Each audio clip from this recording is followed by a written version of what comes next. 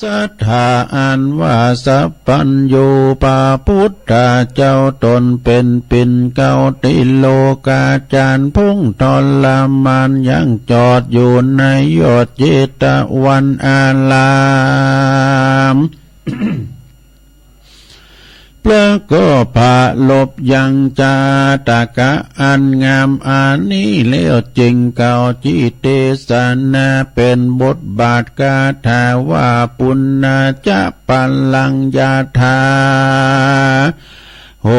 มเมกาศิลาสักสาตัลละโคมัคโคยโยโกยินนาเมนะเตมิโยจาวะทันติดังเนภิกขเวดุลาภิกขุตั้งหลายมนหมู่ปางเมื่อพระตาถากาตะอยู่ปั้มเป่งปาละเมปัลลัมมาตาปัลลาเมเมื่อก่อนวันนั้นได้เกิดมาเป็นลูกพระยาเจ้าชื่อกาสีอยู่ในปุลีเมืองกวางมีชื่ออ้างว่าเมืองปัลลานะสีมีแม่บุญเมชื่อว่าสีจันตาส่วนพระตาถากาตะเกิดมา วานานั้นใส่หากได้ชื่อว่าไว้ว่าเตมิยากุมารว่าอันแลกันว่าเจ้าเตมิยากุมารขึ้นใหญ่มีอายุไข่1 เดือน1แล้วว่าเจ้าตนแก้วผู้เป็นปิตา อันละกุมารนั้นนาไปอยู่เต้นอาจยามนั้นหมู่อามาตใจหานหากยับโจรมันบาปเศร้ามาเฮือพรานยาเจ้าตัดกรรมว่าจักใส่โทษนำมากน้อยหรือจักปล่อย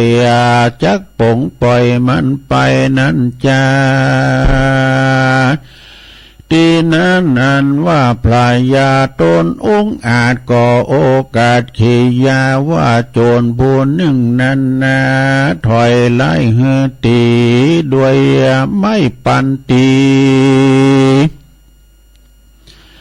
แถมมาผู้หนึ่งนั้นมันบอดดีเหลือขันนาดเหือเอาเชือกมามัดคาดโซ่เล็กเลี้ยวก็เอาไปใส่เลี้ยวก็เอามันเต็กใส่คอกแถมคนหนึ่งนั้นเหือมันเอาหอกแต่งตั้งตาแถมคนหนึ่งเรามันสู่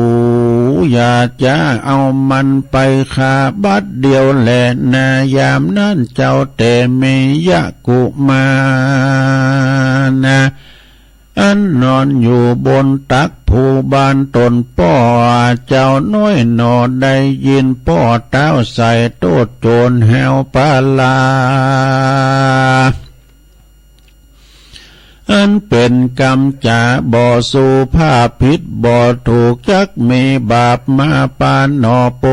ติยานกุสันติว่าตนเราก่อนกี้จักมาเกิดเอากำเนิดเป็นคน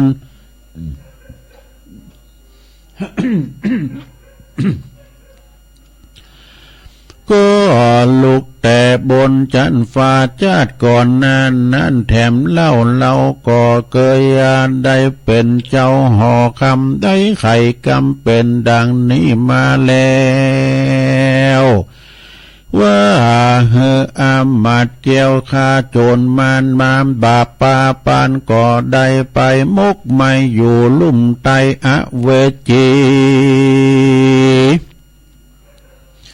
500 ปียาวนานแต่เมยากุมารย่อซอยเกิดขาค่อยไปมาอานาว่าเราลาไปนากันว่าได้เป็นเจ้าฟ้าปุลี อันละว่ากรรมบ่ดีหลายหลากย่อมบ่พ้นจากเราไปจักยสันใดนั้นเราใดพ้นจากอันเป็นเจ้าป่าหอคามนะพ้นหาจากเวรกรรมตัวกาเมื่อไปนะใดเจยบานเตมิยากูมานอนเนากึดถึงภัยบาปเศร้าจักมีมา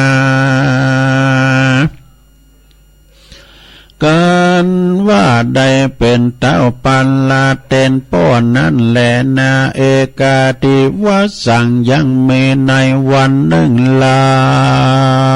ว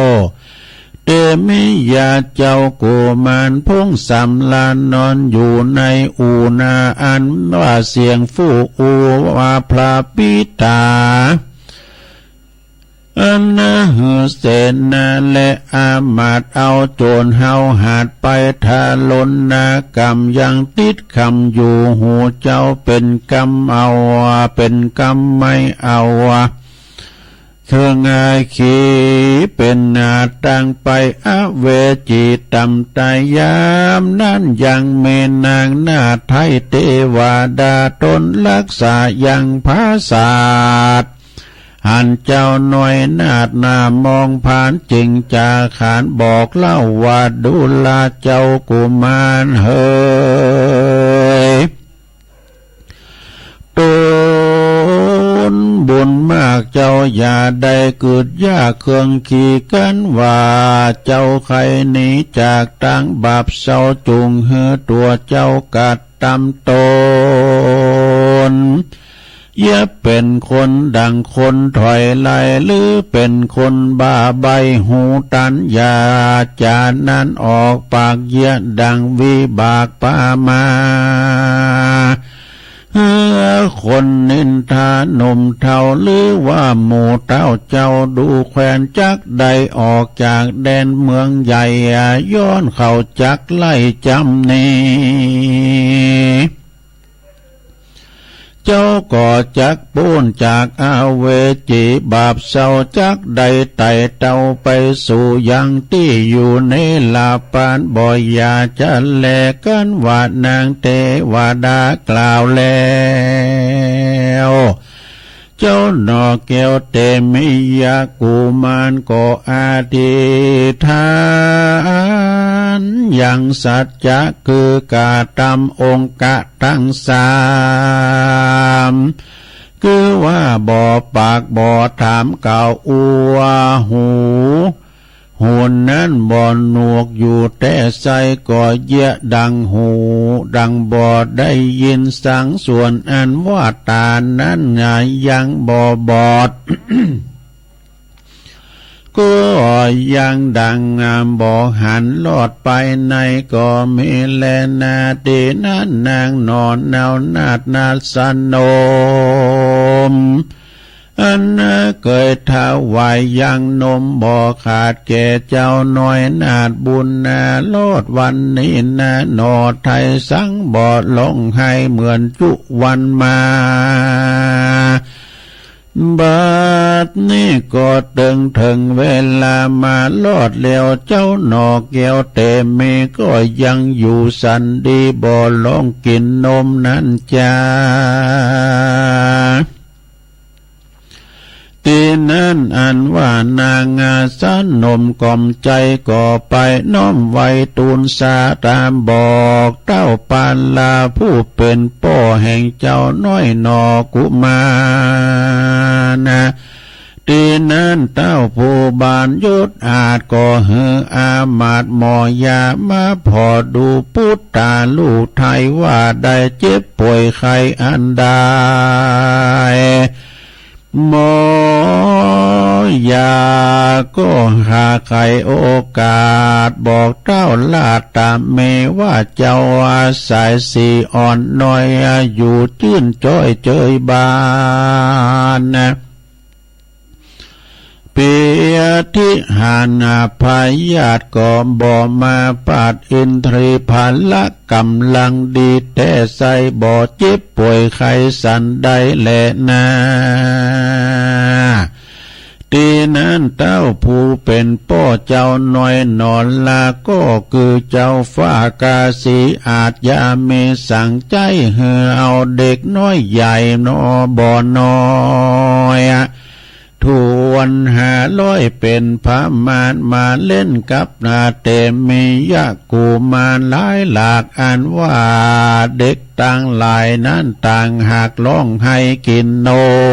มนะส่วนอันว่าเจ้าอุดมยอดซอยก็บอกเก่าถอยสันใดก็ไม่แลทัดแต่นั้นไปแถมลาวเขาก็เอานาเจ้าหนอนแนวพุทธาไปกาตำกรรมนาหลายอย่างมีต่างหลายอันคือว่าเอางูเห่ามาหวันกอดเกี่ยวเจ้าก็บ่อยเยะบิดเบียวว่าตัวบิดเบียวสันใดเขาก็เอาไฟมาลนไม้มาสวาดไก่ตนตัวเจ้าก็บ่ยินกลัวสั่งซักหยาดเขาซ้ำเอาว่าจ้างตัวอาจงายาวให้จ้างเอางาเปล่าเกี่ยวสอดเอางวงกอดยังตัวตนเลี้ยวว่าเอาสัตว์โยนขึ้นบนอากาศกันว่าเจ้าน้อยนาดลงตกลงมา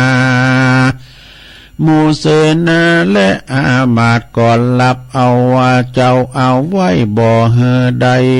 เป็นสั่งตีนนั้นเขาก็นั้น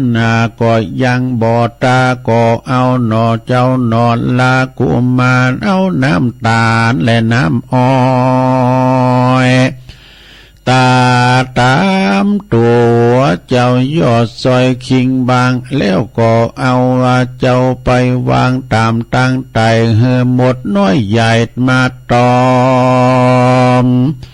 เจ้าบุญจอมบ่อนากุดดินจักดินบ่อเยอะเฮตัวปิดปิ้นสันใดเขาก็ยังบ่นำใจแต่ลาวก็ปาเอานอนเนาไปวางไว้ตีกองอาจมใหญ่อันอุจาดอันเม่นขันนาดนำนาหมู่แมงวันมาตอมอย่าหยาบเจ้านั่นก็หากเป็นสาบยังอาจมก็เต้ากึดผ่าลมใจว่านาโลกใหญ่อเวจีว่ากูนี่ถึงนอนจักจีเป็นหมู่ก็ยังดีกว่าอยู่ในนรกอันตุกบ่อน้อยเจ้ายอดซอยก็เน็มอยู่สันดีก็ไม่แลทัดแต่นั้นไปแถมเราเขาก็เฮแม่ยิงหนุ่มเนาเป็นสาวอันเปิงเปล่ามานวดฟันกอดจมมากั้นหากันไปมาเจ้าก็จักเฮเพื่อจักเฮตันหานอนเนาบังเกิดขึ้นเล่าไปในเจ้าก็บ่สนใจเจ้าก็บ่เป็นสันใดสักสิ่งก็กาดตำตนยิ่งกาดังเหยียดตัวแข่งข้างดังต้นไม้หมู่นางหน้าไทยตัวนอนเนากอบอากาศดางแข่งเล่าดังเป็นผีก็ปากันนี่เล่นสู่เล่นรีไปเสียที่ไก่และไก่ตานั้นแหละนาตีนั่นเสนาอามาตย์ก็มาใส่ก็อาศัยว่าเจ้าน้อยนาเตมีเป็นคนกาลีอังอะก็เกือเสียองค์กะบ้าใบยาบาจึงเอาเจ้านอลากุมันไปกะตำกาน้อยใหญ่มีพร้อมควายนา สามีพร้อมควายนา16 ปีมาลอดเติงตันก่อบอหันยังเจ้าอันนาเป็นสันใดเล่าอันนาและนาตีนั้นว่าพระยากาสีตนยุทธอาจก็มาถามอามาตย์ผู้ใหญ่อันใดเคยตำนายไว้แต่ก่อนมาว่าเจ้ากุมารนี่นาบุญแม่บ่อเศร้าจักใดเป็นเจ้าโตจักใดเป็นเจ้าทันลงกุลมาลอดไปลุนนิสัยสังมาเป็นดาดใบสันได้จากก็แล้วว่าอันว่าเจ้าลูกแก้วแต่เมจักไล่ดีใครรู้ว่าเจ้าจุงตำนายอยู่แถมนึ่งเราเตอะเนอว่านะตีนั้นหมอโหลาผู้เต่ากากันว่าเต้าเจ้าจะทำจักไข่กำงามต่อถอยยามนั่นก็ยังเมยอดซอยนางเทวดาก็มากาตำการเขาโดนใจเฮือโหลาไขบอกกล่าวจี้ว่าพิษที่กองดีว่าเจ้าเตเมนั่นโสดจักมาเป็นพยาโตดเป็นภัยโหดตัวร้ายมา8 ปลาย 3 ประการคือว่าเต้าผู้บานเดลาดจักเสียงขาดอินทรีย์คงปุ้นลีใหญ่กว้างจักแตกมั่งเปทาเจ้าป้าลาใหญ่น้อยจักใดต่ำก้อยมองผ่านย้อนว่าคาศึกหานหยาบจากลาหยาบจักมาภาพเอาเมืองฮือขี่เขื่องล้อนไม่ขอเต้าไทยห่อใจรีบเร็วไวอย่าจะเอาเจ้านอนลาเตเมไปใส่รถน้ำบ่อดีไปปล่อยจอนด้วยม้าตัวถอยใบบาไปยังป่าจ้าพีดิบเตอเนว่าอาณาเต้าเฮยตีนั้นเต้ากาสีตนหาวหาดได้ยินอามาตย์หมอดวายมาตำนายบอกกล่าวว่าตนตั้นเต้าพาปาลาบ่พิจารณาตวนที่ป้อยฟังกรรมมาที่ใครจะป้อยฟังกรรมมาที่ใครกันก็อามาตย์หาหนุ่มเทารีบเอาลูกเตาไปฝังเสียยังในป่าจาตินั้นนางนอนลาเตวีอันใดยินตนภูเมเต้าลาดว่าจักอามาตย์กาตามการเอาเจ้ากุมารลูกเตาไปฝังป่าเศร้าดงพรายนางก็เมใจสาดงสาติฟุ้งเววนตื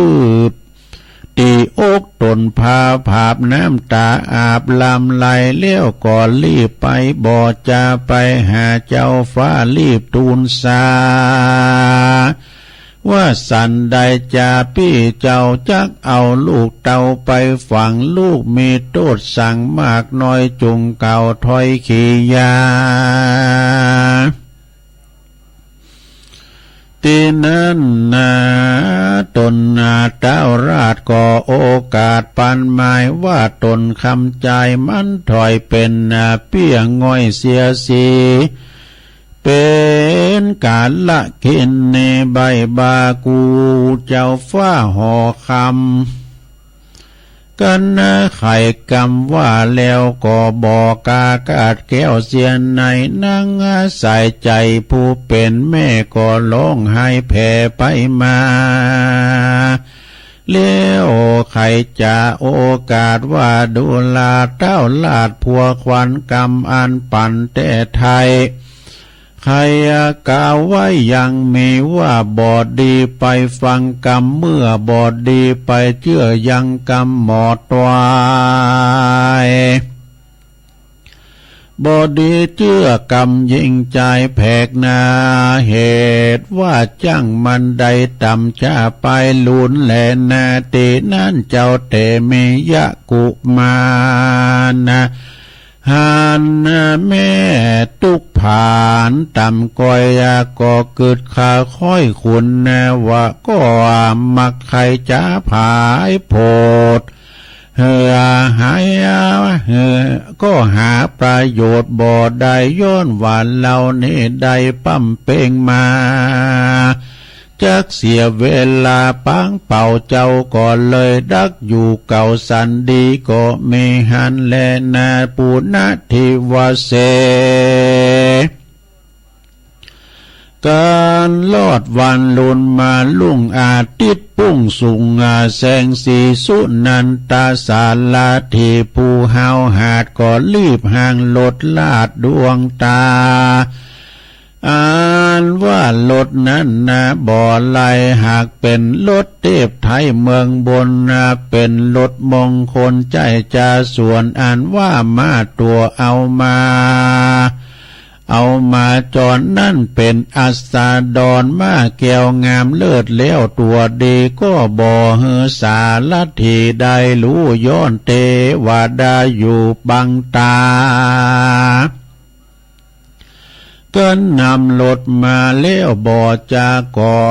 เอาเจ้าดอดลาเตเมน้อยนาดอ่านลงสู่พระศาสหอควา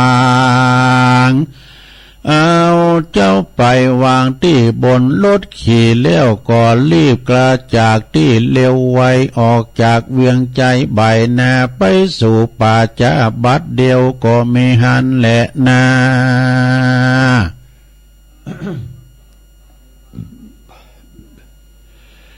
การว่ามาลอดป่าจ้ามันก็เอาเสื้อผ้าผืนดีแห่งหนอมนเนบุญใหญ่มาซุบสอดใส่ตัวมันเลี้ยวก็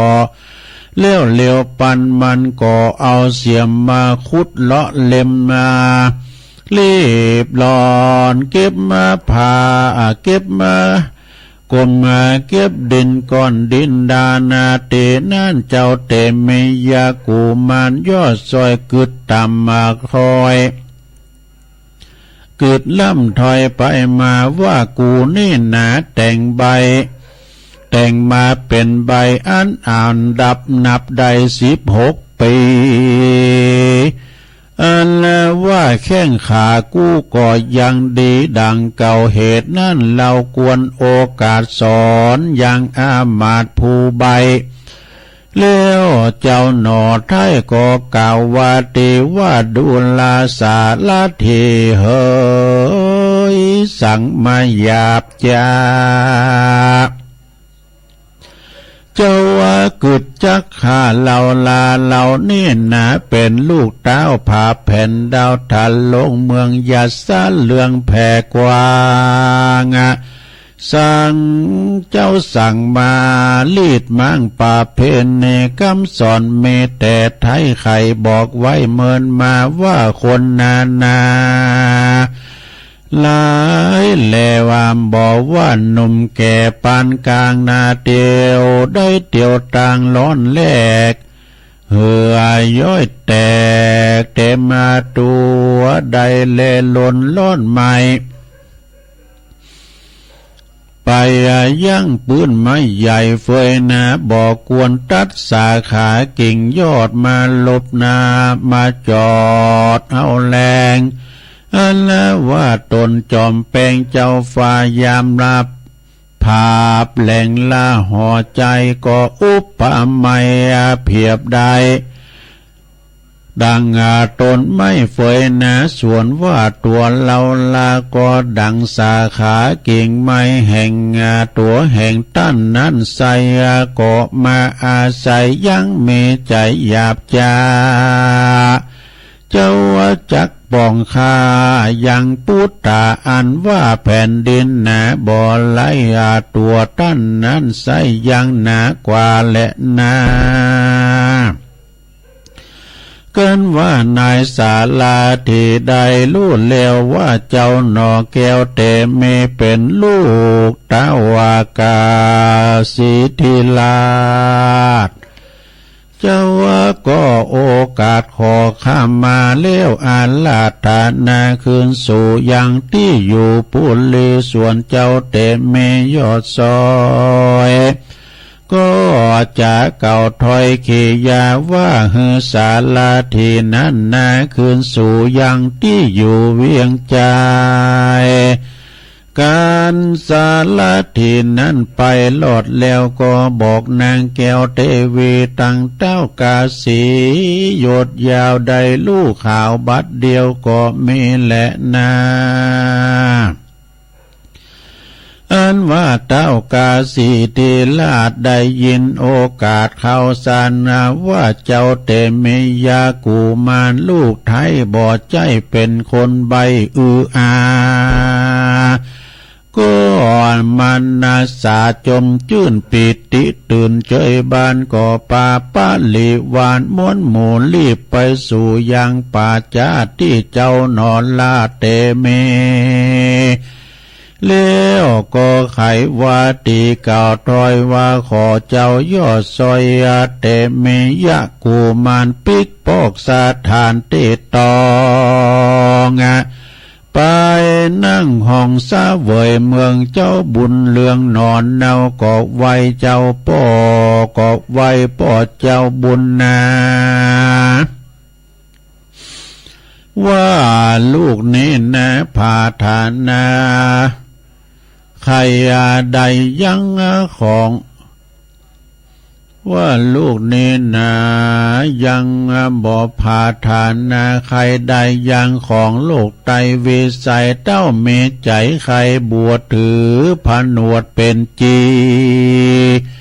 ถือสินดีไปใจเพื่อเฮือใดไปลอดเวียงแก้วยอดเนลาปานแหลนาสาโกเทวลาจาอันว่าพระยาอินตาเจ้าฟ้าลูว่าเจ้านอนลาเตเมใจยินดีใครบ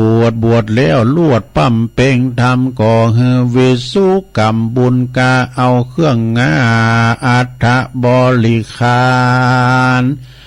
มาถวายตานอนนาวาบุญบ่อเศร้านอบมนเนก็ไม่หันแลนาเตนั้นเจ้าเตเมยะกุมานะก็อาติทานออกบวชแล้วลวดปั๊มเป่งทำก็บ่เมินนานำแต่ใสก็บังเกิดใดยังฌานสัมมาปฏิญาณทั้งสี่ก็เมเลอันว่าพระยากาสีและนางเทวีเป็นเจ้ากันว่าลูกเต่าออกบวชก็เมใจปราโมทยินดีสัมปาติเมม้วนหมู่ก็เอามาออกมาเป็นตาลเลี้ยวก่อปาปลิวันมาออกบวชถือผนวดเป็นจีเจ้าปุลีหนุ่มเนาก็ออกบวชตัวยาเจ้าลายลามถือศีลงามจุผู้บ่ขาดอยู่คนใดบ้านเมืองใสบ่เศร้าเหตุคนหนุ่มเทามาถือศีลเป็นอาจินเกิดลอดบอนลาต่อตั้งตานะจึงได้เจยบานจูผู้บ่เว้นกู้เสียคนส่วนว่านอตัสสาปนน้อยนาดกับต่างตาวาลาดกาสีและนางเทวียอดซอยคนใหญ่น้อยเจ้าเมืองเมสินเลืองบ่ขาดบ่ประมาทลาสากันกายกากอยกาดชีวิตขาดเสียตนด้วยบุญกุศลอันใดบวชแล้วลวดปั๊มเป่งธรรมบุญก็ปานนำไปเกิดที่จันฟ้าเลิศเมืองสวรรค์ก็มีวันนั้นแลนะสัทธาอิมังธรรมเทศนัง จาตะกังสามโมทาเนสิสัทธาอันว่าพระพุทธเจ้าจักจาจักจุมนุมจาดเก่าปางหลังมาเตรียมอย่างจาดเนหือแจงที่หันใสพระจึงไขโอกาสว่าขัตติยาจาตั้งสองงานนั่นใสคือหากมาไดยาพระยาสาลีสุโธฐานะและพระนางสาลีมหามายาในกาลาบาทนี้แหละนะส่วนอันว่านายสาลัทธีนั้นใสคือหากมาได้เจ้าสาลีบุตรเห็นในกาลาบาทนี้แหละนาเสสาจนาพุทธปาลิสาส่วนอ่านว่าคนต่างงานลายม้วนหมู่นั้นใส่คือหากมาได้ปุตตะบริษัททั้งสี่คือภิกขุเนอุปาสกะอุปาสิกาในกาลาบาทนี้แลนาเตมิยากุมาโลอาหะเมลาวาโลกานาโทส่วนอันว่าเจ้าเตมิยากุมารวันนั่นใสคือหากมาได้พระตาถากตะตนเป็นที่จังที่เปิงแก่โลกทั้งสามในกาลาบาทนี้แลนายโยปุกกะโลอันว่าปุกกะลาผู้หญิงผู้ชายฝงใดได้เกิดมาในเดือน6ได้สร้างธรรมเจธรรมเตเมยาอันเป็นธรรมจาตาเดือน6แห่งตนน้อมนำมาถวายเป็นตานากัมจุศาสนาปาพุทธาเจ้าอุตตมตานังก็เป็นนายยอดตานอันอุดมใจเลิศแล้วจักป่าเฮอใดกากาดแก้วจากไพมานได้อยู่เจยบานจาดนี้แล้วก็จาดนาอันว่าขอเกณฑ์เวรโทษและบาปกรรมทั้งหลายอย่าได้มากำกายอันนะหือหายไปกับไฟไหลไปกับน้ำฝูงโลกาพยาธิกรรมทั้งหลายก็อย่าได้มาไกลแม่นหิก็หือปันมาแม่นจักหาก็หือปันใดอยู่สุขสบายจุ่มเนื้อเย็นใจอยู่เฮือเมใจไปก็เฮือเมโจกเมลาภาเป้ขาศึกและศัตรูตั้งลายตั้งมวลจากจวนกันรักษาศีลฟังธรรมอย่าได้ขาดอย่าได้พระมาตั้งตานกันตายจากโลกลาเมืองคนจักหาได้เหือตนได้เอาตนไปเกิดจันฟ้าเลิศเมืองสวรรค์ก็เมด้วยประการดังกล่าวมานี่แหละนาเนติตังขียาอันเก่ายังทำเตเมยะก็บางโกมโสมเรศสาเด็จแล้วเท่านี้ก่อนแล้วสาธุสาธุสาธุโอ้ ใครยาวไปหน่อยลงนะเสียงแหบเสียงแหงหมดนี่ อ้าวแม่บุญเนอแม่บุญวงดีบันสันไตพระเจ้าเริ่มน้องตองห่างดงเนอแล้วก็ทันทั้งหลายถึงหมดถึงหลวงถึงหลายเอาปอนกันเนอะเอาปอนละตรุงจะผักกินน้ำให้กันเนาะเสียงแหบไปละ ยะถาวาลิวาหาปุลาปาลิปุเรนติสากลังเอวะเมวะอิโตทินังเปตานังอุปกปติอิสิตังปฏิตังตุมหังคิปะเมวะสมิสตุสัพเพปุเรนตุสังกปาจันโทปนาลโสยถามณิโจติลโสยถาภวสัพพิติโยวิวัจจันตุสัพพโลโกวินาสตุมาเตภวัตวันตลโยสุขีติขายุโกภวะอภิวาตนาสีลิสนิจัง วุธาปัจจายโนจัตตาโลธรรมาวัฏันติอายุวันโนสุขังปะลังย่างจิบน้ำกันเดียวกันนะโลนเดอร์รับพละกา เจริญพร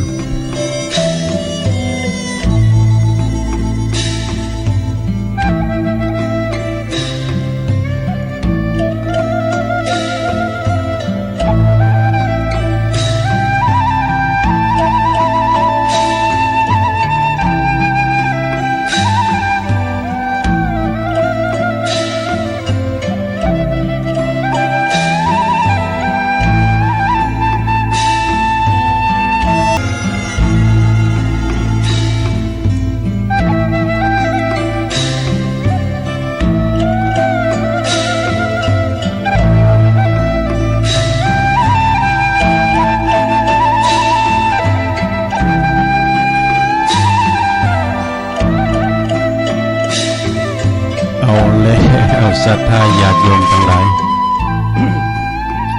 ตุลุงก็พักจิบน้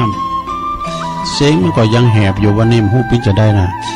เสียงแบบปิ้นใจก็เดียวจะอู่เรื่องกรรมนำกรรมเนาะวันพุธนี้ก็จะเตดอยู่เนอะ วันพุธนี้ก็จะเตดทำก็มีศรัทธาวันนั้นเป็นมาหอมกินหอมตาลมาก็ปะตุลุงตัวย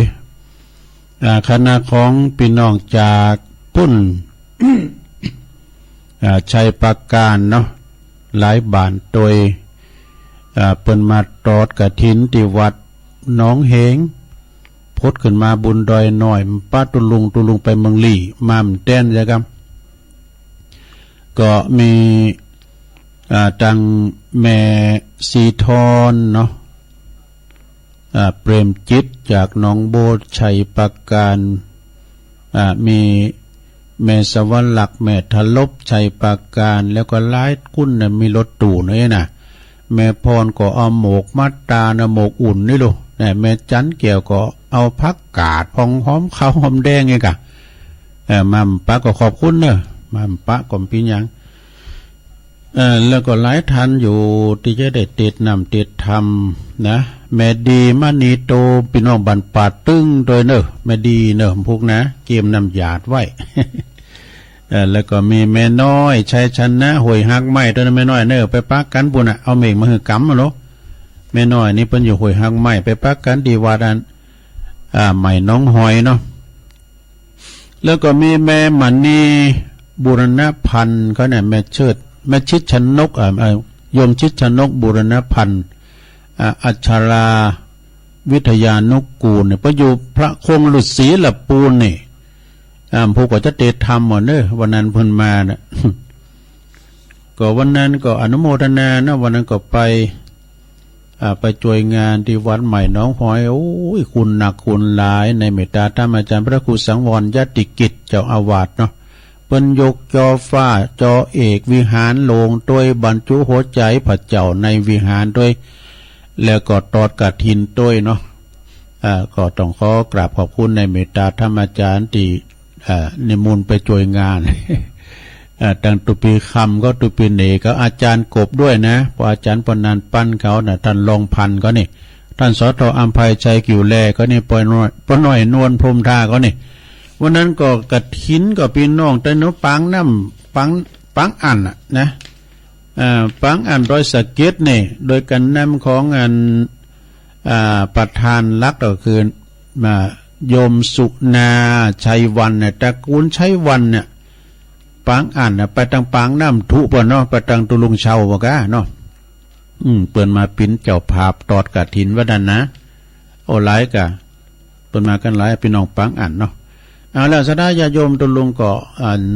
จะเอาเรื่องกรรมมาอุกเนาะกรรมมุนาวัตติโลโกสัตว์โลกทั้งหลายก็ยอมปินไปตามกรรมปิจะได้ลองฟังว่าเนอะเปิ้นว่ากรรมมุนาวัตติโลโกสัตว์โลกทั้งหลายก็ยอมปินไปตามกรรมที่จังเล่าให้ฟังนั่นนะในถ้ำนี้มันก็มีกานะกาที่ถูกพวกมาไล่ไฟซุกคอมาตายจะเลี้ยวปังหลังเดี๋ยวปินน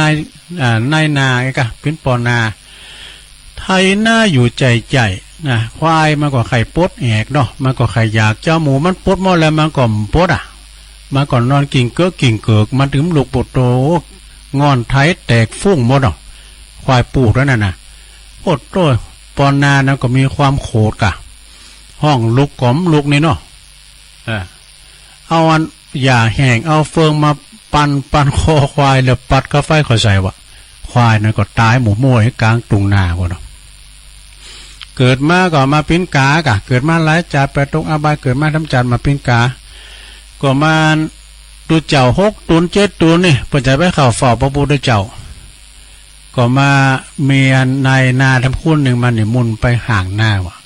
ไปตีห่างหน้าไปชั้นเพนชั้นเข้าไปมัมก็เดียวหันกาวะหันกาเนี่ยบินอยู่บนอากาศแต่ดูถูกพวกมาลายซุปคอตายตกมาก็โอ้ปากันอาจการเขาไปเฝ้าพระพุทธเจ้าจะถามกรรมมันเป็นยังไงกันเนาะต่อจากนั้นก็ตุเจ้าก็เดินต่างไปเดินสันทีไปเดินไปจะไปเข้าเฝ้าพระพุทธเจ้าพอดีมันค่ำเลยเนาะจะเข้าไปนอนกะโอ้ไปป้าถ้ำนั้นเป็นพิธีรับที่นอนเขาจะดีหน่อยนะเนาะเจ้าบ้านก็มาหันใส่ว่าโอ้พระคุณเจ้ามันต้องไปนอนในถ้ำนั้นไปนอนไกลๆหมู่บ้านมันพุกจะมาซ่าเข่าจังหันนี่กะตุเจ้าตึงร้ายกับฟังไปนอนกะไปนอนที่ในถ้ำปลาโคตรวันขึ้นมาเนี่ยหินหลงแหลนทับไม้ก็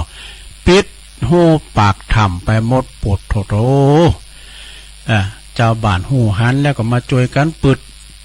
จะช่วยกันปึดจะได้ก็ตืมออกว่ะดูได้7 วันนะสระ7 วันวันที่7นั่นหินโหลงนี่ก็เลินออกไปคนเดียวว่าโอ้มันอัศจรรย์เนาะตัวเจ้าตั้งร้ายกับโตพร้อมเนี่ยเนาะมันได้กินข้าวดอกพร้อมกันหมดตัวเจ้าชาวบ้านก็เอาข้าวมาให้กินให้ฉันอิ่มน้ำสำราญแล้วก็ไปเข้าเฝ้าพระพุทธเจ้ามันเป็นกรรมอย่างเข้าจ้าเนี่ยปากันเฝ้าพระพุทธเจ้าพระพุทธเจ้าก็เลยเล่าให้ฟังกานั่นหูแล้วเนาะกรรมมันเป็นจะได้นายปอนาแล้วก็กำตัวเจ้าในมังกรในวันจันทร์เลี้ยวปังหลังว่ะตัวเจ้าตั้งร้ายนี่เป็นจ่าเล่งควายน่ะไปหันแมงตะกรวดนี่แมงตะกรวดนี่มันแลนไปกะเขาก็ไล่ติดมันถ้าขึ้นต้นไม้ก็มันตั้นเนาะซุกของหัวกับหุ้มยังหัวหนีรอดตายไปก่อนนะซุกแลนเข่าหัวกับปวดตัวเขาแต่คูดก็แต้นแล้วเนี่ยมันแรงแล้วเนาะงูควายจะเข่าแรงแล้วหินมาตึ๊ดมากันปะพวกเขาก็มาคุดเอามันเนี่ยหินมาตึ๊ดไว้กันซะได้ก่อนต้องพูดมาแต่มาคุดมันควายมันอยู่ที่เก่าดูมันไปตั้งหนาติก็ดูไปวันนั้นกินบ่อนนั้นวันนั้นกินบ่อนนั้นวันนั้นกินบ่อนนั้นเนี่ยเรา7 วันซะได้ถึงจะมาหอดเตียนแมงตะโกดนะอันน้อยคนนั้นก็เกิดจะได้ว่าโอ้ป้าเขาไปพอแล้วแมงอันนั้นที่เขาตึ๊ดหู้ไปไปปิดหินออกมากับปโตเป็นว่าอ่อนว่าหลอบตอบแตบเนี่ยมันได้กินซะเนาะแมงตะโกดนะแมงตะโกดนี่แมงยังแม่เฮียนะกันหรือว่าแมงโตเงินตัวทองยาตะโกดนี่จะคือมันมันก็อย่างแล่นนะจ๊ะเนาะอย่างแล่นมันแล่นวยเนาะโอ้บางขวัญละอ่อนบางคนก็ตืบตีนใส่ว่าเอามันตายว่าขาไม่บ้าขาบอกพระเยมันพระยมปล่อยมันไป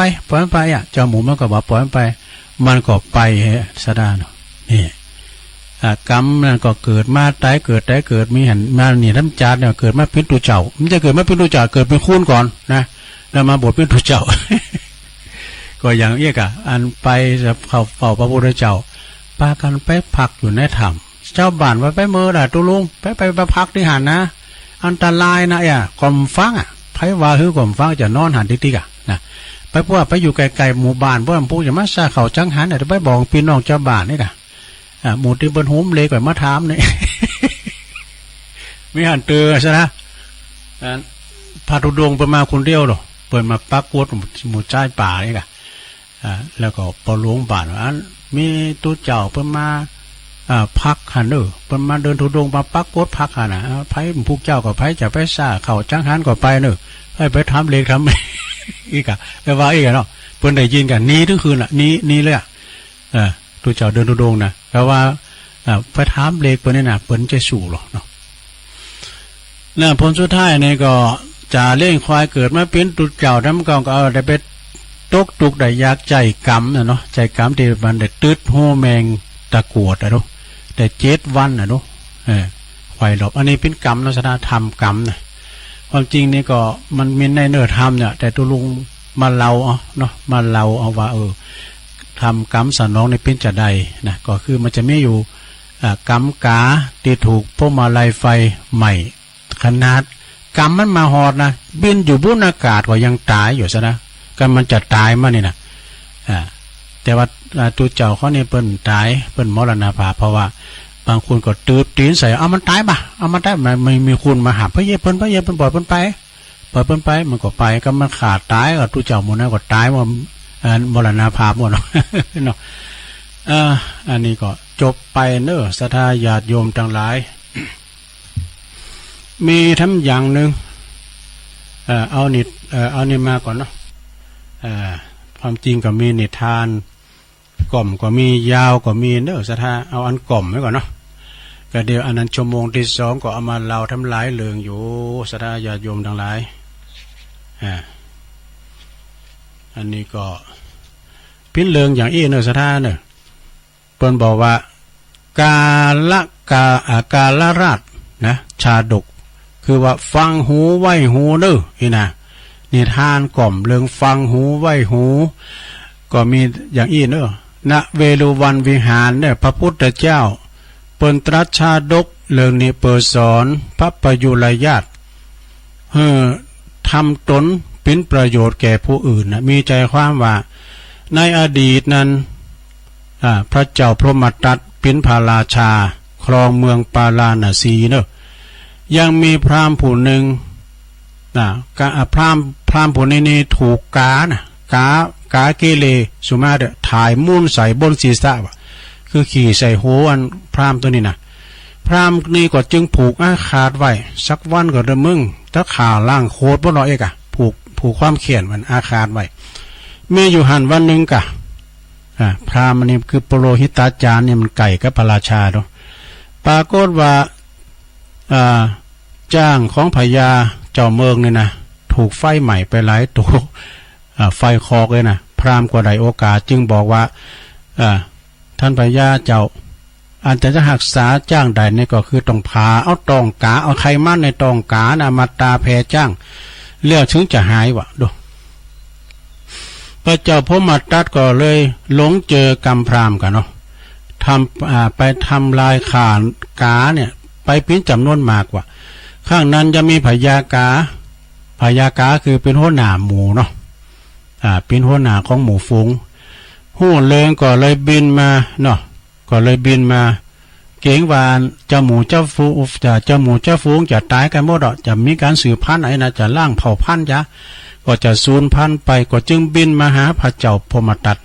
พระราชาพรหมทัตพญาเจ้าเมืองนั่นนะแล้วก็กล่าวว่ากานี่บ่มีใครมั่นในตองเนอะปัจอันพระราชาพราหมณ์สาบเลิงดังนี้แล้วนะพราหมณ์สาบเลิงดังนี้แล้วอยากจะแก่แค้นต่างหากเนอะคือว่ากาเกเรไปถ่ายรถศีรษะแล้วก็พราหมณ์ก็คิดจะแก่แค้นก็เลยอุพิวะจ้างที่มันจะหายจากแพ้ไฟใหม่นี้ไปกวัดเอาในต้องกานะมันจะมีไขมันเนี่ยกามีไขมันเนี่ยท่านเจ้าเมืองนี่นะเนาะแล้วทีนี้ก็ขอพระราชาระงับการขากา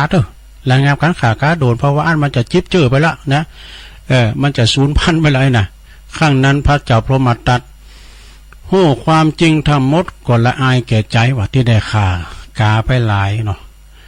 ก็จึงยกเลิกการขากาแล้วก็กล่าวอภัยทานแล้วก็ปากันเจ้าบ้านเจ้าเมืองหูเข่าเล่งกาก็เลยเจริญวัยใหญ่มาแถมอีนะจนว่าสิ้นอายุไปเรื่องนี้ก็จบลงไปในกาลต่อมาในพระเจ้าพรหมทัตนั่นก็คือพระอานนท์เนี่ยพญากานั่นก็คือเราตถาคตเรื่องนี้เปิ้นบอกว่าข้อคิดเปิ้นบอกว่าก่อนที่จะเจอไผฟังหูไว้หูก่อนเนอะอันนี้ก็จบลงไปซะท่ามีทำเรื่องหนึ่งอันนี้เรื่องไอเนอะซะท่าเนอะนักเลงสุรานี่เป็นว่าสิงคาละชาดกอุบายนักเลงสุราเป็นจะได้ลองฟังบ่เนอะ ณเวลุวันวิหารทำแล้วนะพระพุทธเจ้าตรัสสาเหตุตีพระเทวทัตพยายามจะสังหารพระองค์มีใจความว่าดังนี้นะพระตถาคตเสวยพระชาติปิ้นพญาจิ้งจอกคือหมาจิ้งจอกแล้วเนาะมีหันจาดหนึ่งก็เปิ้นได้เสวยพระชาติเป็นสุนัขจิ้งจอกปิ้นพญาสุนัขจิ้งจอกเนอะแล้วก็มีอยู่หันวันหนึ่งเนอะนักเลงสุราเนี่ยนะนักเลงสุรากลุ่มหนึ่งเนี่ยไปดื่มกันสุรากันโลมกันเฉลิมวันคลองลาดของเมืองพาราณสีว่าโอ้เพิ่นก็มีวันนั้นก็ได้จะร้องกันแบบเมาไม้กันปวดโตเอาเนื้อสุนัขจิ้งจอกมาปิ่งมาย่างมากับแกมกันว่านะในนิทานนี่นะโอ้ปรากฏว่าเอาเนื้อสุนัขสุราเอาเนื้อสุนัขมากับแกมสุราก็จึงเกิดว่าโอ้มันเสี่ยงมันหมดไปแล้วนี่เนื้อไม่ละปากันไปลาบ่ะไปลาได้ไหมกะไปลาสุนัขจิ้งจอกเต็มแล้วเปิดจะเอามาทำเป็นของกับแกมสุราวะโดยนักเลงสุราออกอุบายแกงทำปิ้นตายนะแกงทำปิ้นตายวะนักเลงสุราเนี่ยมันแต่งตายเนาะแล้วก็หมูอาหารเนี่ยมันเบื่อเนาะมันสุนัขทั้งหลายเนี่ยมันก็จะมากินกันพอสุนัขจิ้งจอกมาไก่เข่ามันก็จับตุบหัวเสียอีน่ะแต่พยายามมาจิ้งจอกนี่เปิ้นหูก้นหูบัดลงก้นนักเลงบัดลงก้นนักเลงสุรานะจึงบันดาลโทสะลุกขึ้นนักเลงสุราก็บันดาลโทสะลุกเอาไม้ค้อนมาขวางนะคือว่ายับเนี่ยก็เอาขวางพยามาจิ้งจอกเปิ้นก็แต่ผาดมันถูกอย่างนั้นนะมันถูกโหปัญจกรรมพยานักเลงสุราก็เลยตะโกนว่าอื่นไปเนาะคำรามอื่นไปว่าพญาจิ้งจอกโดยความโทสะว่าข้าวนี้นะโจกดีของมึงนะเมื่อยนะข้าวนี้นะกูผาดได้เนอะพญามันขวางถูกนะการกูเมาเนี่ยปะโถถูกงอนเนอะอันนี้มันเมาได้แล้วมันจางดีเลยมันผาดไปพญานกพญาแม่อันมาจิ้งจอกก็เลยกลับสวนไปว่าแต่เมื่อทานเสียชีวิตแล้วคงจะบัพลาดตกหมอนนรกเป็นแน่แต่ก่อนที่จะวิ่งหนีไปจบสระอันนี้จบลงไปพญามาจิ้งจอกเนาะนิทานกล่อมเรื่องบางทีตุลุงก็มีโต๊ะจอยพองเนาะถ้าอย่าโยมเสียงมันแหบมันแห้งไปน้อยประคับประคองจอยกันไปเนาะวันพุธนี้ก็จะเอาอันนี้ตัวเนออันคำกลอนดีคุณแม่สมบูรณ์อัจฉริยมนตรีแม่สมบูรณ์เนี่ยก็ไปปักกันที่วัดเหล่ามนทาทิพย์เนี่ยเป็นโรมทำบุญกับตุลุงตัวแล้วก็ผูกในเปิ้นเอากรมาด้วยเนาะเอากรทำผูกคอยอ่านเนาะผูกก็เนอแม่สมบูรณ์เนอผูกเนี่ยจะเปิดเพลงขวัญชัยมิตรประชาด้วยนะสัญลักษณ์ที่หนองเจดี ไก่เลิกกระทงได้จบลงไปเดี๋ยวเขาประกาศข่าวสารงานบุญครูบาอาจารย์กันสถาวันที่26ที่วัดมนต์ฤาษีนี่เพิ่นจะมีงานตอดกฐิน386วัดเนี่ยเนาะโอ้หนักแต่หนักกว่า286วัดนายโยมเนี่ยปากันไปหยอดสตั้งเหรียญใส่บาตรเด้อมันต้องเลยป้อยหลงเกินสถาแต่ละวัดมันหาตุนกันนะทุเจ้านี่นะหาตุนแล้วผู้ติดตามนำดูทุเจ้าพันนายเขาพุทธศรัทธาเจ้าบ้านได้ว่าคืนนั้นในประคุมรับนอนกันน่ะคืนวันที่25นะก็ไปตั้งแต่วันที่25ได้แล้วนะศรัทธาเด้อไปอันใส่บาตรหยอดเหรียญกันนะโธ่สาระคุณนักคุณหลายก็ท่านนายกอบจ.เนาะพิชัยเลิศพงษ์อดิศรในเมตตาธรรมอาจารย์พระครูสุเมธธรรมเสวีแต่ว่าเปิดก็มากล่าวรายละเอียดแล้วนะฉะนั้นก็ศรัทธาญาโยมนะเปิ่นก็มีเข่าเล่งด้วยนะ ถวายเพลโดยพี่น้องตั้งปากตั้งสามัคคีมนต์ฤาษีนี่นะแล้วก็ศรัทธาก็เอาเข้ามาตวยกันเองนะสักเดือก็เอาไหนได้ไหนก็เอาหมู่เฮาเล่นกันนี่กะ ในวันที่25-26เนอะวันแต่ปรากฏ26เวลา9 โมงนะไปตอนบ่ายก็ห่างเรื่องเนอะเปิ้นตานตอนเช้านะเปิ้นตานตอนเจ้านะศรัทธาที่วัดม่อนฤาษีปากตั้งสามัคคีเนอะแล้วก็ทำหลายงานนะศรัทธาญาติโยมทั้งหลายที่เพิ่นจะมีข่าวสารงานบุญครูบาอาจารย์วันที่25ของงานบุญกฐินที่วัดบรรพตสถิตจากลำปางปนเนอร์ในเมตตาธรรมอาจารย์ท่านพระมหานพดลสุวรรณเมธีอาจารย์มหาท่านพระมหาสมชาติเขาเนี่ยประจัดตั้งวันที่25เนอที่วัดบรรพตสถิตนะเจ้าคณะอำเภอวังเหนือแล้วก็วันที่26เนอที่วัดฟ้านหลังนี่ก็ตำบลดอยหล่ออำเภอดอยหล่อในเมตตาธรรมอาจารย์พระครูปิยกิจปรีชาเนี่ยเปิ้นกับศรัทธาเนาะเปิ้นจัดจุลกฐินเนอในงานบุญใหญ่เนอจุลกฐินที่วัดฟ้านหลังวันที่26นะเอามันแล้ววันเดียว26เหมือนกันที่วัดสันเมืองเนอที่วัดอาจารย์เน้นหลักปัญโยนันท์นะกับท่านเจ้าอาวาสแล้วก็โปรแกรมนั้นวิวัฒน์ปัญโยยอดเขาพี่น้องสันเหมือนประจัดต้านวันที่26เหมือนกันเนอะ งานตอดกฐินแล้วก็วันที่25พฤศจิกาในต่างธรรมหลวงที่วัดพระธาตุโขงขาวในเมตตาบารมีธรรมหลวงพ่อพระครูสุนทรธรรมานุโยกหลวงพ่อใหญ่เจ้าที่ปรึกษาเจ้าคณะอำเภอดอยหล่อตัวพี่เล็กเขาเนอะวันที่25นี่ก่อนนักเทศดังๆนะเพื่อจะไปเทศนำเทศธรรมกันนะเวลาเทศก็ไปฟังองค์เทศตุจกเนอะในเมตตาธรรมอาจารย์พระอาจารย์เน้นลักษณ์พระเอาลักษณ์ปัญโยนันท์เพื่อจะเทศนะวันที่25แล้วก็วันที่26ทำงานนั่นน่ะคืนสีขาวเขาจะไปกันหลายนะพุทธศรีคีรีในเมตตาธรรมอาจารย์พระอาจารย์วรรณชัยชัยยานันโทนะเปิ้นก็จะมีตอดกฐินวันที่26เหมือนกันเนอะนี่ก็ปากันไปกินไปทานคืนบุญจากเมืองฝางเนาะโดยการนำของคุณแม่จงดีเชื้อกันทาพร้อมด้วยญาติธรรมจะมา3กันรถตู้กันก็หาเนาะ ในวันที่26นะแล้ววันที่25พฤศจิกายนก็ที่วัดฝายเห็นงานบุญกฐินที่มชนะที่วัดฝายเห็นในเมตตาธรรมอาจารย์พระครูสมวิสุวัฒน์วรกิจโจเปิดจัดเตตอนเปิดจัดตอดตอนบ่ายเนอะศรัทธาก็ที่ต่างแห่งสถานีวัดฝายหินเฮานะที่เฮาได้ฟังกันเนี่ยนะวันที่11ธันวาก็งานประเพณีสวดอิติปิโส108จบนะที่วัดปากตั้งเจริญที่ตุลุงเปิดแผ่นสปอร์ตพระเจ้านะ11เนอะเพิ่นจะมีสืบจัดตาตาลห้องน้ำ10ห้องด้วยกันนะแล้วก็ไปส่งน้ำพระเจ้าตันใจในเมตตาบารมีธรรมอาจารย์พระครูอภิวัฒนวิกรมอันปอขึ้นสีขาวเขาเนาะ11นะศรัทธาญาติโยม สืบจัตตาหลวงด้วยนะเอาหนับกำไปโดยแล้วก็ประสงค์จำนวนไป300ปลายปุ่นนะเพิ่นจะมาสวดมนต์แวดถาดนะเพิ่นจะมาสวดมนต์แวดถาดเพิ่นจะปล่อยวาล์วไฟนั่นเอาโคมไฟศรัทธา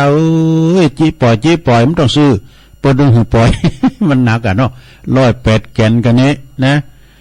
แล้วก็จากนั้นวันที่12ถึง22ก็มากันเนี่ยกันเนาะ11แล้วก็มา12ถึง22ก็งานปริวาสกรรมวัดมอนฤาษีนั่นแล้วนะอันนี้ก็เป็นประจำกูปีเนอะในเมตตาธรรมอาจารย์พระครูสุเมธธรรมเสวีประสงค์จำนวน500รูปขึ้นไปตัวฝ่าเมืองไทยจะมาหันหมดเนอะ12ถึง22ธันวาคมนะแล้วก็วันที่22แต่ว่าเลี้ยวไปแล้วกันเนาะแต่ว่าวันนี้ก็หาแต่ว่าที่วัดภายในเด้อเป็นจือวัดประเมนะวัดบางคายในวันนี้ก็คุณโยมระพีพันธ์ครัวโยนะซึ่งเป็นก็เป็นประธานในการตอดกฐินในครั้งนี้ตัวที่วัดภายในเด้อตอดกฐินในวันนี้เนาะที่เมืองฝางวะนะคุณโยมเจรพีพันธ์เครือโยนะพร้อมโดยคณะวัดน้ำเมืองน้ำเมืองน้อยนะน้ำเมืองน้อยนี่ก็จะเป็นประธานนำเอากฐินตั้งบุญเมืองฝางมาต่อที่วัดบันเกิดเนอะที่ ที่วัดห้วยอ้อในวันที่27นะเมือง ปเล่งเมืองนะยะถาธงเปิ้นก่อโคตโตปอก้าใหญ่ด้วยนะในปอก้าหยังปอก้าควายกัน กันหน้าไปตานแล้วก่อนหน้าไปแอวหาตูนาที่ดอยนะมากะยินดีต้อนรับเลยนะเด้อวันที่27นะตอนกฐินที่วัดห้วยอ้อนะแล้วก็วันที่27นะ27นี่ก็หลายตีโดยกันนะแล้ว16-17นี่ก่อนเนาะ16-17ธันวาเนี่ยก็งานตัดหวายลูกนิมิตปู่ปัตสิมาที่วัดเจ็ดลินเนอะ16-17ธันวาในเมตตาธรรมอาจารย์พระครูท่านพระมหาวิษณุจารุธรรมโมนะวัดเจ็ดลินนะ25ก็วัดหลวงศรีเตโดยเน้อแม่สุแก้วศรีลาพรฝากประกาศมา25นะผูกวันฮือเนี่ยกันเนาะในเมตตาธรรมพระครูกัลยาณธรรมในวิทย์หลวงพ่อเจ้าคณะตำบลสีเตี้ยวัดหลวงสีเตี้ยนะ27นี่วันที่27นี่วัดโสพนารามเด้อโสพนารามนี่ก็ห้วยงูในวัดห้วยงูในงานบุญกฐินในเมตตาธรรมหลวงพ่อเจ้าวาดเนาะแล้วก็โยมกนกพิษชัยนารานาพันธ์โยมกนกพิษนี่เป็นคุณนักลาบุญเนอะไปที่ไหนก็ตาลน้ำได้ไปก็โอนไปก็ขอไปลมกินลมตาลโดยการเด้อวันที่27ที่วัดโสพนารามห้วยงูในเมืองฝางบุนะไปกินไปตาลกับโยมโดยเปิ้นก็ไปกุฏิกูแห่งนักลาบุญแล้ววันที่27วันเดือนยีปิงมากันได้งานบุญกฐินสามัคคีต่อตีวัดเสาหินตำบลศรีโบบานอำเภอเมืองลำพูนในเมตตาบารมีธรรมหลวงพ่อบุญส่งโสภณจิตโตท่านพระอาจารย์เอกพลชุตินทโรบนจะสมทบรู้ในการสร้างพระยืนปางเปิดโลกขนาดความสูง33เมตรปรมใจธรรมดาเนอะสูงกำแล้วแหละแล้วก็ฟังเทศมหาจารย์โดยและพระเจ้าตอดกฐินเวลา18:09 น.พุทธ6:09 น.เนอะพระเจ้าเริ่มตอดกฐินนะที่วัดเสาหินตำบลศรีบัวบานอำเภอเมืองจังหวัดลำพูนนะทำงานหนึ่งนี่ก็วันที่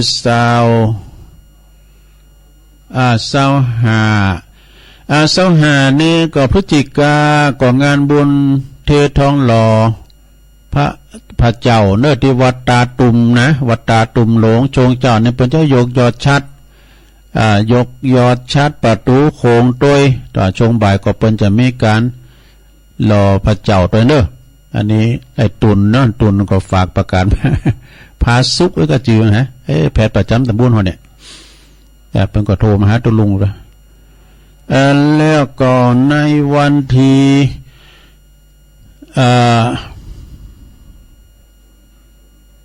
วัดพุทธศรีคีรีวัดพระธาตุโดยหล่อก็26เนอะตุลุงก็งงก็ได้อันมันศูนย์กันได้วัดพระธาตุดอยหล่อตำบลดอยหล่อในเมตตาธรรมอาจารย์พระอธิการจิตอนาลโยตุปีเอเนอะเปิ้นจะตอดกฐินเนอะของปินันเคเขาเจ๊แหม่มเขานี่เปิ้นเป็นกฐินสั่งเมนนะวันที่26เนอะช่วงเวลาก็9 โมงเป็นต้นไป26พฤศจิกาที่วัดพระธาตุดอยหล่อเนอะ แล้วก็วันที่25นี่ก็ที่วัดปุณเนอร์วัดสายมูลในเมตตาธรรมอาจารย์ท่านพระครูสังวรศิลาภิรักษ์เพิ่นจะมีการตอดกฐินในวันที่25เนาะ25พฤศจิกายนนะแล้วก็ในงานบุญเข่ากรรมเนอะ1-6 ธันวาคมนะ66นี่ก็คือเพิ่นจะมีงานเข่ากรรมที่วัดพรหมมงคลท่าล้อพรหมมงคลท่าล้อจะเริ่มต่างวันที่1แล้วถึงวันที่6ออกกรรมเนอะธันวานะเดือนหน้าเนี่ยนะท่านอริยทรัพย์อริยวังโสนะแล้วก็วันที่28พฤศจิกาถึง3ธันวานี่ก็งานเข้ากรรมที่วัดดอนชื่นโขงแก้วอารามทั้ง3ที่วัดดอนชื่นในเมตตาบารมีธรรมอาจารย์ท่านพระครูมานะสุทธิกรนะ 1-6ท่านว่าเหมือนกันก็งานบุญเขากำที่ขวงแก้วอารามทั้ง3ที่วัดหนองเกิดเน้อในเมตตาบารมีธรรมอาจารย์ท่านพระครูประสิทธิ์วีรศาสตร์อาจารย์บุญกำครูบาบุญกำเด้อ1-6เหมือนกันที่วัดหนองเกิดตำบลท่าตุ้มแล้วก็งานแห่งงานหนึ่งนี่ซะนะวันที่8พฤศจิกายนมันจะแล้วล่ำไปแล้ว26กะ25ก่อน25นี่ก็พฤศจิกาก็งานบุญกฐินแล้วก็ยกยอดชัดตัวในที่วัดบ้านโป่งตำบลหางดงอำเภอฮอดนึกตำบลบ้านหางดงอำเภอฮอดก็ในวันที่25เนาะบุญวันเทือนนี่ละเนอะแล้วก็ตอดกฐินแล้วยกยอดชัดด้วยแล้วก็วันที่26ด้วยพฤศจิกาก็งานบุญกฐินสามัคคีแล้วก็ยกยอดชัดพระธาตุเจดีย์ที่วัดสันกาวานตำบลแมกะอำเภอสันป่าตองเนอในคณะของอุปถัมภ์พระอาจารย์หลวงพ่ออินผลอินทพโลนะคุณแม่จันฟองกิ่วแก้วคุณเชิดพงษ์กิ่วแก้วนะบริษัทห้างหุ้นส่วนจำกัดนี่นะบริษัทก็เพชรอินทรีย์ทรานสปอร์ตเขมรัฐทรานสปอร์ตนครหลวงคอนกรีตเนออันนี้นะแล้วก็ทำงานหนึ่ง วันที่26พฤศจิกายนได้งานบุญกฐินสามัคคีที่วัดป่าปีนะพระเจ้าอมลิ้นตำบลศพแม่ขาอำเภอหางดงเปิดสมทบทุนในการซื้อที่ดินถวายวัดป่าปีเวลา 14.39 น.นะแล้วก็60สกายร่วมใจนะไปลมกินลมตานในการว2ว8ในเมตตาโยมศรัทธาในพระสัทธรรมฝากประกาศมาที่วัดป่าปีงานบุญแข่งก็มีหลายตีลอยกระทงก็มีหลายตีก็ตั้งแต่วันที่24ถึง27นี่ก็งานบุญแข่งงานประจำปีที่ฝ่ายด้อยหน่อยองค์การบริหารส่วนตำบลดอยหล่อโดยท่านว่าที่100 ตรีสุรพงษ์กับวังพร้อมกับเจ้าพร้อมกับศรัทธาฮอดโลบโทรไปเพื่อจะแข่งที่ฝ่ายน้ำปิงเนี่ยดอยน้อยเนี่ยนะลุมดอยเนี่ยไปพอเป็นแข่งพอฟรีศรัทธาเนาะวันที่27กับวิโรจน์ตัดสินแล้วก็เมื่อคืนก็จะมีมวยมวยมันมวยทีมวยมันแล้วก็มีย้อนยุกตัวน่ะแล้วก็วันที่28นี่ก็ปุ้นตาน้ำปิงที่ดอยหล่ออาเตียนปากล่องป่าล้านบนนะอันนั้นเปิ้นก็จะมีงานแข่งเหมือนกันนะลอยกระทงแข่งตีทีมงานเพียสาวเตียนพลังเงปุนนะปอาจารย์ปนั้นอินคำชมภูพลอยเขาเนี่ยปอาจารย์เขาเนี่ยแม่ครูสุพรรณาอิมั่งเขาเนี่ยพลังเงบเปิดจะไม่แข่งนะเมื่อคืนก็ไม่ย้อนยุคด้วยนะตีมีกีฬาปืนบานมีปีนเสาน้ำมันเอาสตั้งใบเสาขอรอตีวัดอันปากล่องพุ่นแล้วก็ที่วัดอันนี้ตัวนะวัดพระธาตุดอยหล่อก็วันเดียวกันวันที่28นะเป็นเอาแฮมคำที่พระธาตุดอยหล่อก็ลอยกระทงได้ไฟเทียนโคนะเป็นมีเหมือนกันแถมงานหนึ่งสุดท้ายศรัทธาขอเชิญรวมงานบุญปล่อยหล่อในออกเป็นพระราชทานเพลิงศพพระเดชพระคุณท่านพระครูพิพิธปุญญาธิระพิลักษ์พิรัตน์หลวงปู่ครูบาเจ้าอินตากัตตปุญโยอดีตที่ปรึกษาเจ้าคณะตำบลน้ำแพร่อดีตเจ้าวัดศาลาตำบลน้ำแพร่อำเภอหางดงระหว่างวันที่20ถึง24ธันวาคมวันที่20นั้นก็เป็นวันที่ว่าจะได้อังการรัตนาอย่างสรีละลางอะไรดวงวิญญาณของครูบาเจ้าคืนสู่นอนพระศาสตร์เม้นใหม่นกฮัสดีลิงแล้วก็เมื่อคืนนั้นก็ไปฟังอาจารย์พระครูอภิวัฒนวิกรมเปิ่นจะได้ประแสดงธรรมเป็นวันแหลกคืนแหลก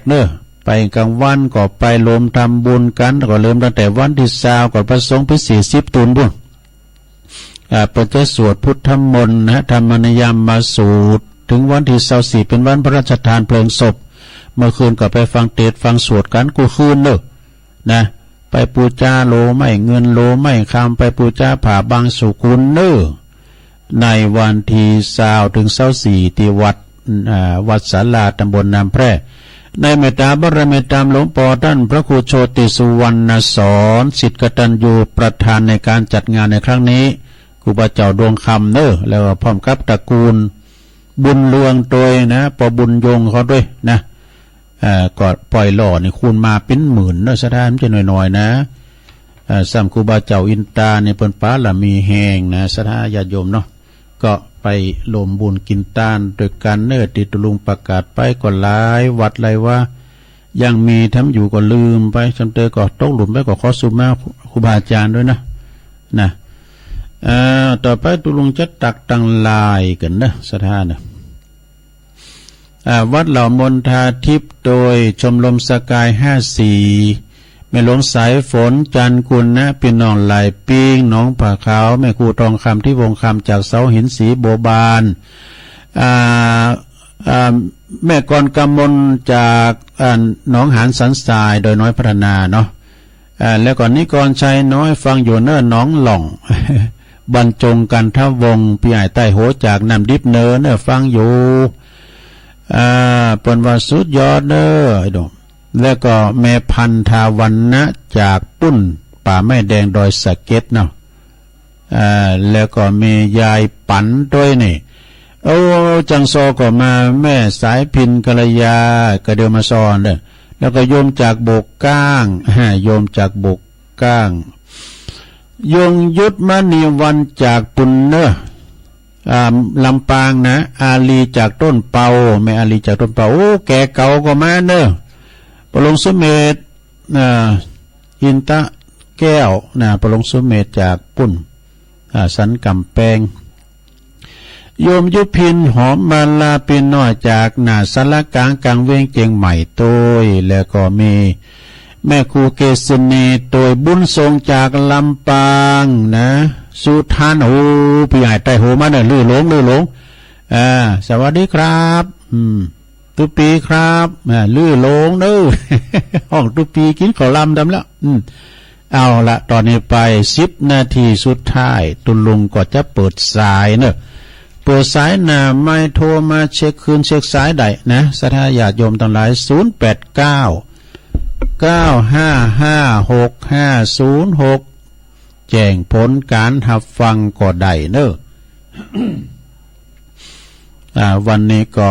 พวกนี้ตุลุงก็จะสดธรรมเทศแถมอยู่นะเนาะเพราะว่าพวกนี้ก็มีเจ้าภาพ ก็พวกนี้ก็จะได้เอาไปใจกาอินตาลาเน็ตทำแล้วเนี่ยซะได้แสนปัดต้องวัวน่ะพวกได้ไปจ่ายกาอินเทอร์เน็ตโคเปิลเต็ดเจริญปอนแกไม่สักเจ้าตุลุงฟังชั่วโมงกับเจ้าเลยเจ้าเนาะเจ้าห่วยชัดเจนใน98.75นี่นะกำลังใจตุลุงนะเจ้ากับไม่สักเจ้าสักดูเจ้าเนอแม่สายทองตัวแทนพี่น้องห่วยการเจริญปอนเจ้าไม่สักเจ้าตุลุงสาวคุ้มตะวันเนาะบ่มาจีช้อนลุงเหนือตัวเนอว่าป้าการกัดนัดฟังตุลุงกันจัดหลายเนอแม่สีก็เนี่ยแม่สีธุรเสร็จด้วยแม่สีม่วนดีว่ะม่วนดีที่ทำกับม่วนนี่ว่ะฟังมันนักเลือดมึงก็ใจเนอยายคำปันโดยมันจะลูกหลานก็จะปานแม่เขาไปเอาสวรรค์นั่นเนอยินดีเด้อสาธุปัดน้อยๆพุ่นน่ะแม่แสงสมรูปขอด้วยแล้วก็แม่สีเสียธุระธุระเสร็จเจริญปอนกราบไหว้โอ้เน้นรักเน้นเอารักนี่มั้งนะครับครับการบำเพ็ญบุญถ้าไผ่อดได้คติบารมีเหมือนเจ้าเตมียะอดมาได้ถึง16 ปีก็เป็นเรื่องเอาของน้องเปิ่นจิขี้ข้างเลยสะดุ้งแล้วเนาะอันนี้เอางูกะเอาหมดกะไฟบุญนะเอามาครบโดยเอาต่างๆอ่ะที่จะคือสะดุ้งจะคือตกใจอ่ะแต่ว่านับว่าเปิ่นเป็นยอดแห่งมหาสัตว์เจ้าที่อดทนเอาจนว่าโอ้ไผ่จะอด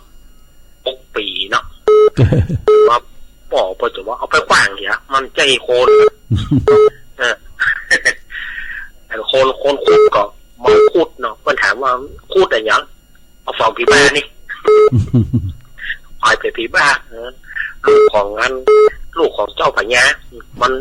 เป็นคนซึ่งตึงสุมาเนอะมันเป็นคนซึ่งตึงเนอะคนบาเต็มบ้านเหลียวพอกดโทษเห็นว่าเปิ้นยืนเจ้าพ่อแล้วเปิ้นขอสุมาขอรัฐนาปิกประกอบปิกเนาะครับผมอันนี้ถือว่าเป็นบารมีอย่างยิ่งขันติความอดทนขันติอย่างยิ่งครับผมคุณหลายๆเนอะอันนี้ครับอาจารย์เน้นหลักเป็นมาสรุปธรรมเหมือนเนอขอบคุณอาจารย์เน้นหลักเจริญปอนเจ้ากลับมาสาเจ้าทุลุงวันนี้ก็มีบุญหนึ่งวันนั่นเด้อตื่นขึ้นมามีลมหายใจเลยไหวพระฟังธรรมกับทุลุงแต่เจ้าแม่และเจ้าแม่สุแก้วสีละพรสีเตี้ยมันห้องหลับปูนเด้อทุลุงโอ้ได้ไหวพระฟังธรรมฟังทุลุงขอบคุณนะวันนั้นเด้อที่วันที่25นะเจ้าสาธุเจ้าคนฟังกันกันได้จะทุลุงเด้อกลับไปจ่าเด้อทุลุง0899555656เจริญพรกลับไปสาเจ้าทุลุงแม่สีทอนกันเนี่ยเนาะเจ้าน้องบัวชัยประการเข้ามาดูดมชัดเจนแน่เจ้าดีเดี๋ยวดิ้นชัดเจนเลยเนาะเจ้าชัดเจนที่เจ้าไว้สาเจ้าทุลุงยินดีสาธุเจริญปอนมาใหม่เจริญปอนตื่นแล้วโหลการีบโกยรีบถอรีบพายตลาดตะวายสายบัวจันเน่านมัสการเก้าทุลุงเจ้าแม่จันสมเจ้าโอ้ยงานบุญนักแต่นักว่าแต่นี่ยังหนอก็อยู่กะรายการเนี่ยมันเสี่ยงแล้วนะมันจะเสี่ยงสุดกว่าวันที่27ปุ่น27สุดท้ายเนาะโอ้ตั้งได้กันไปแต่อันดีอ่ะฟ้ากู้ตนกู้องค์นะเจ้าโอ้ยได้ลางนะไปตั้งได้กับพระแต่คนได้ลางเพื่อว่าโอ้ยฟังกู้ตนกู้องค์เนอรอกไปเนอว่ะแต่โดยลางนะเพลงไม่เปิดเมื่อไหร่เพลงโดยลางก็มีนะไอ้หนุ่มนี่ก็ยินดีอ่ะเนอเจ้าโดยลางเจ้าน้อยประจันนะเจ้ามึงฟังแล้วก็ลำปางมาสักลายแหละเจริญปอนเจ้าก็รู้แม่เพนมาไปเลยเจ้าเจ้าแสงไฟสว่างตาแสงธรรมะสว่างใจสว่างตาได้แสงไฟสว่างใจได้แสงธรรมเจ้าฟังชัดเจนเรื่องแต่ตุลุงเด้อยินดีเนอสาธุคนสู้ชีวิตเจริญปอนไม่ใช่เจ้าแม่ยังไม่น้อยมันจะโทกลำปางมาละถ้าโทกแม่น้อยมันจะโทกอ่ะแม่น่ะจำได้ยินดีนะแม่น้อยเนอเป็นกำลังใจเนอะยินดีอ่ะสาธุไปงานไหนก็ขอโมทนาด้วยเนอะสาธุปัตตานุโมทนาใหม่บุญสำเร็จโดยการอนุโมทนาซึ่งส่วนบุญเจริญปอนใช่ไหมเจ้าทุลุงฟังอยู่เด้อไม่ซ่อนนะเจ้าเป็นมังลีไม่ซ่อนฟังคืนไหนขึ้นลำปางไงเจ้าลำปางได้ยินไหมปุ่นได้บอกให้เพิ่นฟังกันหลายพ่อกะบอกเพิ่นฟังกันหลายพี่น้องมังลีอ่ะอันนี้ขอให้รับไปได้ทุลุงน่ะขออ่านเมนสอนนี่ฟังไฟหินก็ได้ฟังบุญญาวาสก็ได้แม่นไม่ได้ชุดก้อนน่ะใช่แต่สมัยเก่าลูกบุตรีเตอเจ้ากลับไปจ้าสาธุมันจะลุงได้สายสุดท้ายเจริญพรกราบนมัสการเจ้ามาแล้วหลวงพ่องานแล้วแล้วก็เนี่ยมาตื้อทูเนี่ยผมนึกถึงอัน นักฟุตบอลหมู่ป่าครับนี่ที่เขาทำนักนอนนะครับ แต่เนาะกำเว้น11 วันเนาะโธ่กับดีด่าดีเนาะกำขอบคุณสถานญาติโยมหลายเนอะที่เขาร่วมอนุโมทนาบุญตอดกฐินตั้งแต่อำเภอปลายอำเภอแม่ออนสักแตงจนถึงลำปางบุญเนอะคุณเป็นไก่ลูกมัดมีสายบุญ